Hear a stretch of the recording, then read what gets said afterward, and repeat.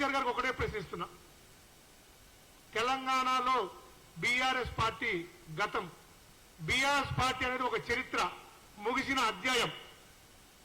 మొన్న అసెంబ్లీ ఎన్నికల్లో కర్రు కాల్చి వాత పెట్టారు, మీకు బుద్ధిరాల. మొన్న పార్లమెంట్ ఎన్నికల్లో మిమ్మల్ని బుద్ధి చూపెట్టారు, అయినా మీకు బుద్ధిరాల. మీ పార్టీ ఈరోజు మేము మొదటి నుంచి చెప్తున్నాం, టీఆర్ఎస్ పార్టీ బీజేపీకి బి పార్టీ అని. ప్రజలు అదే విధంగా చూశారు, అదే విధంగా మీరు ప్రవర్తించారు.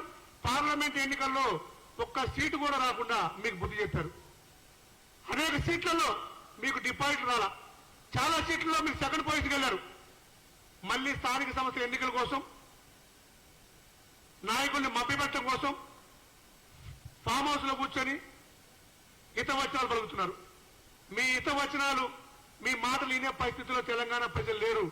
మీ కళ్ళబొల్లి మాటలని విన్నారు, 10 సంవత్సరాలు చూశారు. అరే సిగ్గనిపించాలి కొంచెమన్నా. మీ ఫామ్ హౌస్ కి ఎర్రవల్లికి పక్కనే ఉన్న కొండగట్లో బస్సు ప్రమాదం అయితే చచ్చిపోయి చూడటానికి పోలను. ఫామ్ హౌస్ లో నిద్రపోయావు నీరజ్ చక్రవర్తి లాగా. అనేక ప్రమాదాలు జరిగిన, అనేక మంది ఆత్మహత్యలు చేసుకున్నా, అనేక దుర్ఘటనలు జరిగిన, ఎక్కడ వెళ్ళి పలకరించడానికి కూడా నీకు అవకాశం లేదు. నువ్వు అంత టైం లేకుండా అంత నిద్రపోదు ఫామ్ హౌస్ లో పడుకున్న వ్యక్తివి. ఈరోజు కాంగ్రెస్ పార్టీ గురించి మాట్లాడుతున్నావు. మిత్రులారా, తెలంగాణ ప్రజలారా గమనించండి. 6 నెలల్లో కాంగ్రెస్ పార్టీ ప్రజలకు వ్యతిరేకమైందన్నారు.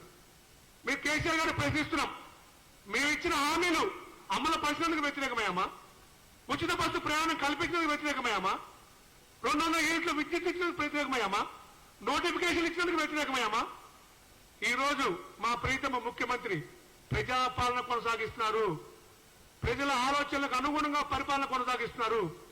మంత్రులకు పూర్తి స్వేచ్ఛ ఇచ్చారు.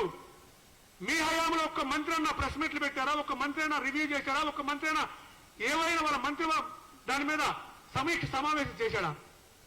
ఈ రోజు కాంగ్రెస్ ప్రజా ప్రభుత్వంలో ప్రతి మంత్రి తన విస్తృత అధికారాల్లో ప్రజలకు ఏ విధంగా సేవ చేయాలి, ఏ విధంగా వారికి అనుగుణంగా పరిపాలించాలి, ఏ విధంగా వారికి ఉపయోగపడుతుందన్న ప్రయాణం చేస్తున్నాం.